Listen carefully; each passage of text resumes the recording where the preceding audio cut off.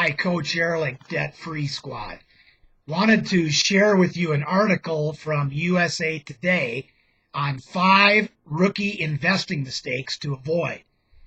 First of all, there are 2 emotions that can derail anybody's investing plan, and they are fear and greed. If in March of 2009 you panicked and you took all your money out of the market, you would have missed out on the next 5 years where the market went up 170%. So let's say you had $100,000 and it went down to $50,000 in 2009. If you had just let it sit, you would have $170,000 today, 5 years later. And if you had been putting in all along, dollar cost averaging, it would be much higher. So here are the 5 rookie mistakes. Number 1, investing before you are ready. You need to have an emergency fund of at least 3 months of expenses. So if something happens, you don't have to dig into your stock market investments. And number 2, if you have credit card debt, which is averaging about 15% today, pay it off. That's the best investment you've got going. Now, the one exception would be if you have a company match.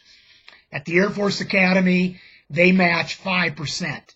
So you definitely want to put in 5%, have it auto-deducted, and it's free money.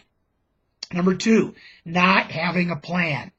Don't get lured into the flavor of the month investment. Get on a plan and, stay long term with it. Much better. Number 3, trying to time the market. The average investor, like most of us, is much better with a diversified portfolio set up for the long term. If you start investing in your 20s, by the time you're ready to retire, you'll have a very nice nest egg. Number 4, expecting too much. The past 5 years have been extraordinary for the stock market. The S&P, for example, was just a little over 650 on March 6th of 2009. And right now it's closing in on 1,900 in May of 2014. Last year alone, the S&P soared 30%, and we have been in a bull market for 5 years now, which means in an upswing market. And between 1926 and 2012, stocks have an average return of about 10%. So don't be expecting what you've seen over the last 5 years. And number 5, don't make investments so complicated. Be careful with leveraging. Warren Buffett says leveraging can be addicting. And history tells us that leverage all too often produces zeros, even when employed by very smart people. Dave Ramsey went bankrupt. He was leveraging real estate. And in his late 20s went bankrupt, even though he was a millionaire at that time. Use the KISS principle. Keep it simple. Company match, Roth IRA, the company IRA.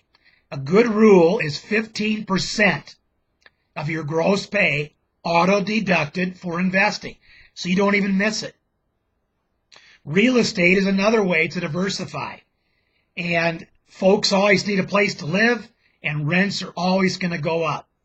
Our 30-year-old daughter and her husband, they have 2 rentals.